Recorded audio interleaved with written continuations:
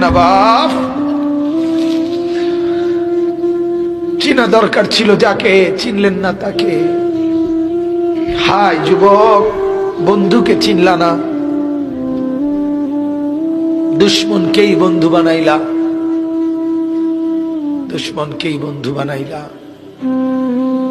আপন বন্ধু যিনি তাকে চিনলা না, দুশ্মনকেই গ্রহণ করলা। চেহারায়, সুরতে, চলনে বলনে, আচারে উচ্চারণে বেঈমান যেভাবে সাজায় দেয়, তুমি তাকেই গ্রহণ করলা।